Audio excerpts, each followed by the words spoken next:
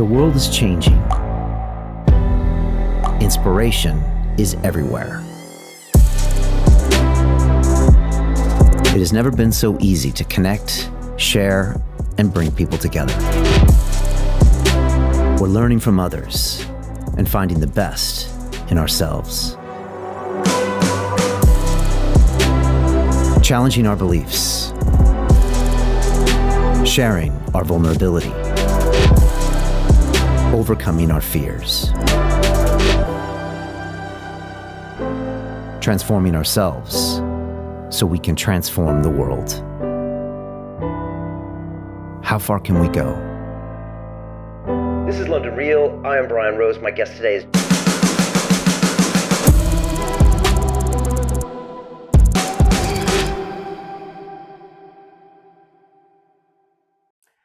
This is London Real. I am Brian Rose. My guest today is Dr. David Martin, the American author, professor, and researcher. You are the founder and CEO of MCAM, which provides research and advice to over 160 countries regarding finance, patents, and trades.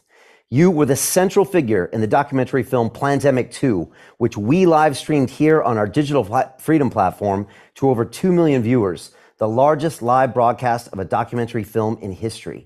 In the movie, you exposed the elaborate web of deception and lies by governments, corporations, and regulators that caused the COVID-19 pandemic. And you also appear in the latest installment, Plandemic 3, The Great Awakening. Ultimately, you believe COVID was a pre-planned act of biological and chemical warfare perpetrated on the human race. And you said exactly that in the European Parliament during the recent International COVID Summit in Brussels. David, welcome back to London Real. I am so happy to see you, Brian. It's great to be here. And man, what a beautiful suit you've got on. Well, some great things never change. Well, that's a beautiful tie. And the man that consistently pulls off the bow tie is a strong man indeed. We'll definitely get you over to London and we'll go down to Savile Row and maybe you can teach me a thing or two. How's that? There you go. David, I couldn't be more excited to speak to you. I just uploaded a 20-minute piece of you speaking in front of the EU, and I highly recommend everybody go watch that when we're finished. I think it's probably the single most important, most prescient, most potent description of the entire pandemic. And you break down everything that you've been talking about for 20 plus years, and you take us all the way back to 1965 when this whole thing started. And I had a couple flashbacks back to Plandemic 2, but you didn't go all the way into it in Plandemic 2 because it was probably so much information and it was early days. But what you said recently in front of the EU, along with the emotional content, for me, it's the most powerful thing I've seen in years. And I was curious, how would you describe, what you said? Because I think the average person watching us right now has no idea of the detail that you can break down as far as the traces of what happened to us the last few years. Brian, a lot of people have asked how I do research. And in the case of not only the coronavirus situation, but in the case of anthrax and in the case of conotoxin, in the case of an enormous number of other things, including the Ebola campaign during the mid-2010s, the difference between what a lot of people do and what I do is I watch the thing as it unfolds. You made reference in the opening to the fact that we advise 168 countries. What I receive inside of our corporate structure is the innovation disclosures, contracts, records of procurement, all kinds of things. And that goes into the Cuisinart of our data. It's how we make our global equity indexes that are traded. It's how we do our business. And so we don't look for things. We actually have a system that flags things. I can set flags for all sorts of things. I can set flags for violations of laws. I can set flags for all sorts of either themes or content or actors or whatever. And in the early 2000s, and a lot of people don't know this, but in the early 2000s, when we were asked to look into the anthrax outbreak, which most people don't even remember. I mean, when we talk about September 2001, everybody thinks about planes and towers. But the global fear in September of 2001, and the thing that was exploited to pass what ultimately became the PrEP Act in 2005, was the anthrax outbreak that allegedly happened at the end of the month. And because of the cognitive dissonance of did planes really fly into towers, people forget that the real terrorist attack was actually anthrax. And the problem about forgetting that is people also forget that several years after the alleged investigation, we were able to definitively and unequivocally and without censorship say the United States Department of Defense attacked America. There you go. It's not hard. And the problem, right, is by the time that statement was made, kind of like UFOs are real, gender isn't real, all of the crazy other things that people say, the problem is by the time you get to the conversation where people admit, oh my gosh, the US really did anthrax to itself, people have forgotten the story. And so in many respects, COVID is amnesia 2.0. That's how we should describe it, because this was another US did it to itself, right? And the Wall Street Journal just this past week, and this part cracked me up, through this amazing FOIA request, which allegedly was something they fought long and hard for. You know what they found? What you and I talked about nearly 3 years ago. But if you're looking for the whodunit as a forensic investigator versus you're observing the crime as it unfolds, you have two very different perspectives. And what I really did at the EU Parliament is said, hey, slow the tape down. Let's get all the facts on the table. Coronavirus, COVID-19, the whole thing was premeditated. It was murder. It was active terrorism by a state against the world. Let's call it what it is.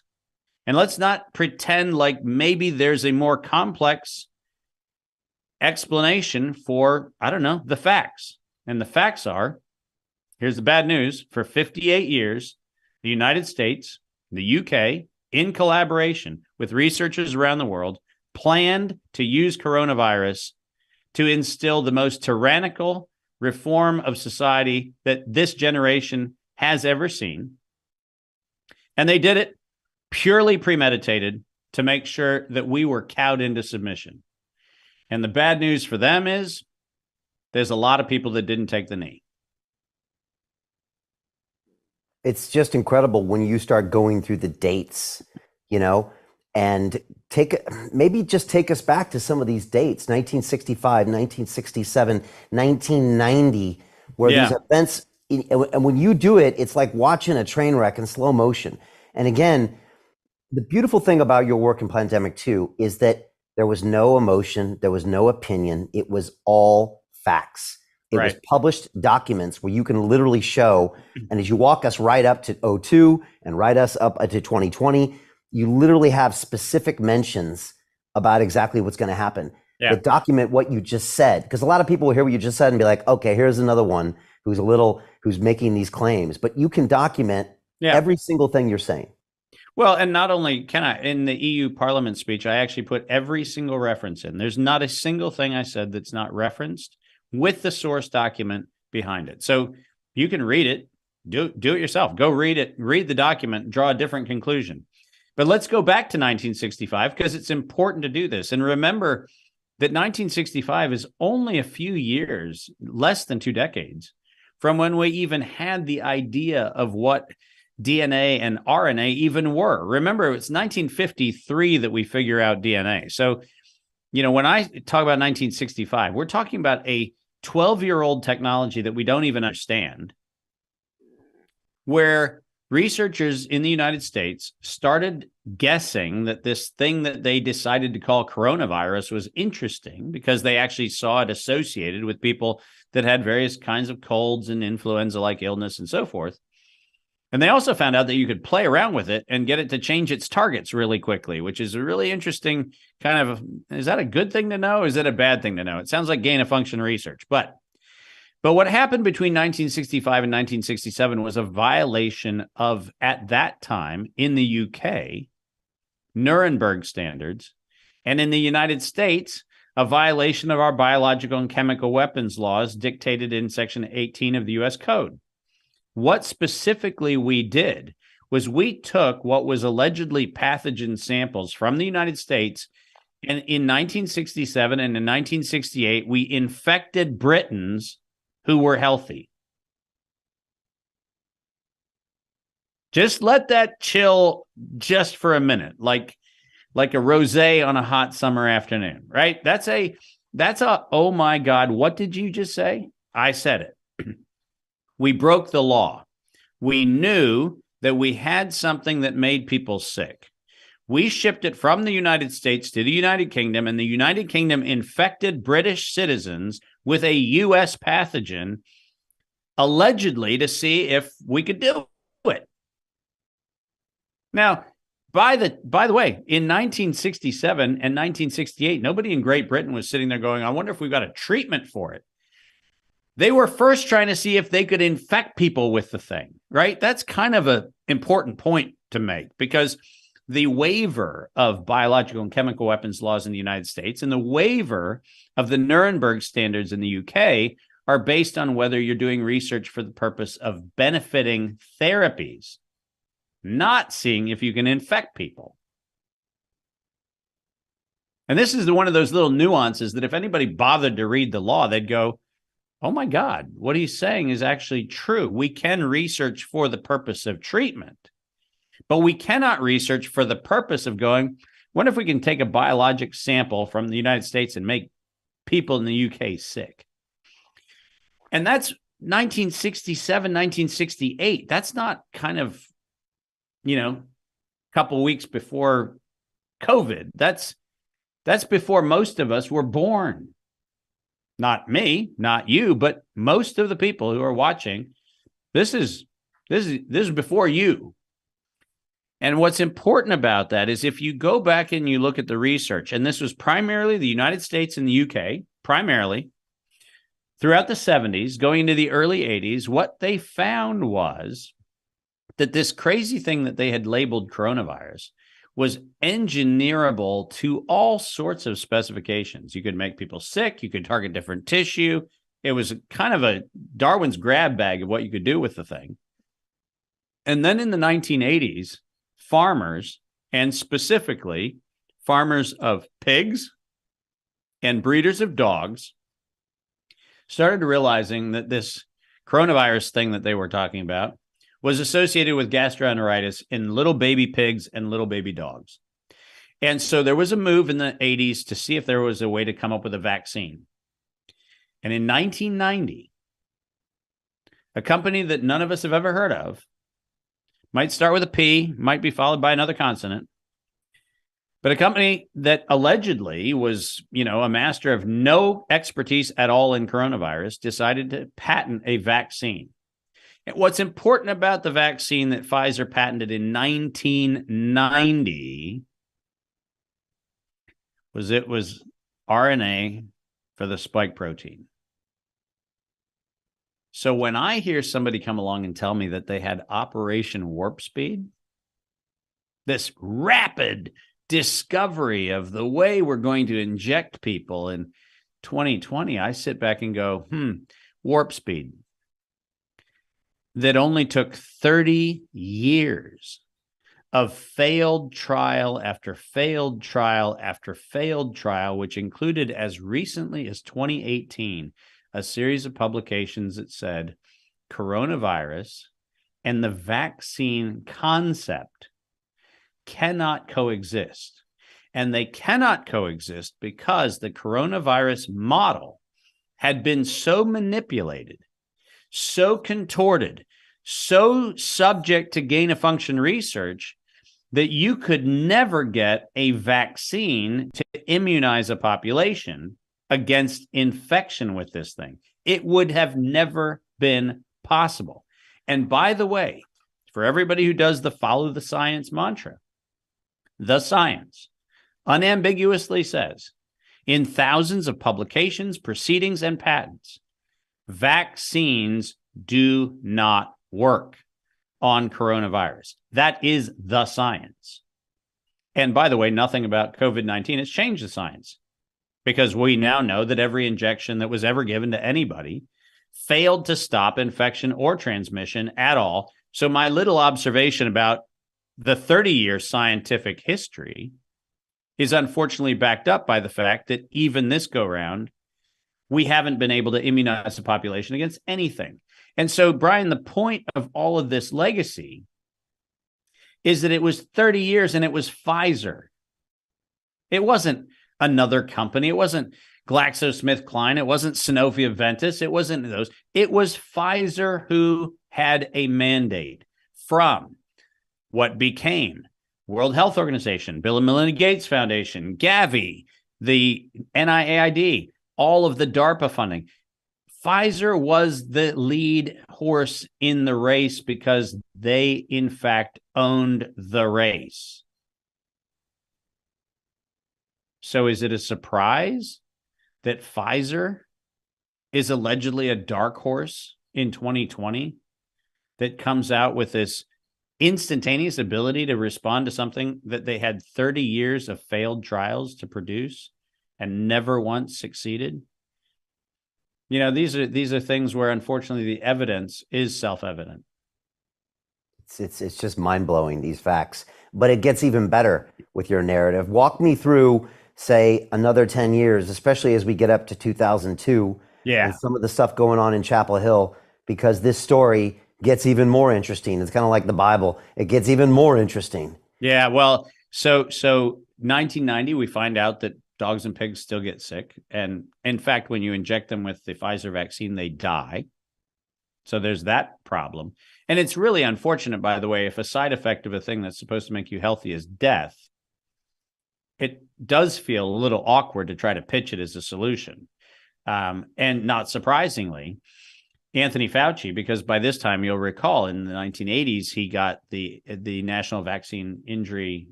Vaccine Injury Act passed 1986 with President Reagan. And if we go back and look at what his dream was, in fact, he stated it, he misspoke on camera. He said invariably within his career, he meant inevitably, but invariably within his career, he was going to produce a universal vaccine. He was going to try to use HIV scare back in the 1980s to be the animating impulse to get the public to fall for a universal vaccine. And he thought, and researchers at the University of North Carolina, Chapel Hill verified, that you could take the coronavirus model and use it as a vaccine vector. Now, let me unpack what that means, because a lot of people don't know what that term means. Because of the nature of the product that we call the coronavirus, and I'm not going to get into is there or isn't there. What I'm saying is the object identified as coronavirus has a series of proteins on the outside of it which actually connect with the cell. And that instructs the cell to allow the contents of that thing to actually get into the cell. Now, what makes that particularly interesting is that because it can be so precisely engineered, if you were going to deliver another agent, whether that other agent was a vaccine, whether that other agent was a therapeutic, if you were going to deliver another agent using this particle, the coronavirus model, as a way to deliver a thing was actually a plausible idea. So plausible that Anthony Fauci in the early 1990s figured out that he was going to use the coronavirus model as a vaccine for HIV. So in other words, you're going to take the coronavirus, put HIV in it, and that was going to be the vaccine. So that's a pretty dark thing I just said. I said it in a fairly light way, but it's a pretty terrifying thing when you hear what I just said. He was going to use coronavirus as the delivery agent for HIV. But there was a tiny problem. GlaxoSmithKline and others had this drug called AZT, which was being used to allegedly treat and really kill AIDS patients. And AZT had 7 years of patent life left on it. So what Anthony Fauci did was he actually decided to let the whole HIV vaccine thing go on ice for a little while the 7-year remaining patent life of AZT and the extortionary pricing that came with that patent came at the expense of the lives of AIDS patients.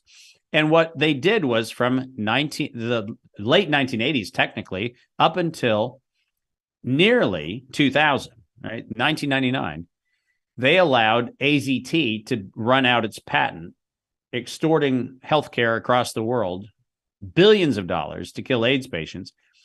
And then they decided to pick up the injection program at UNC Chapel Hill in 1999. And they funded a guy named Ralph Barrett and his collaborators at UNC Chapel Hill. And between 1999 and 2002, they developed what they called an infectious replication defective clone of coronavirus. Now, if you listen to what I said about the vaccine vector, now it makes sense, right? Why do you want an infectious replication defective?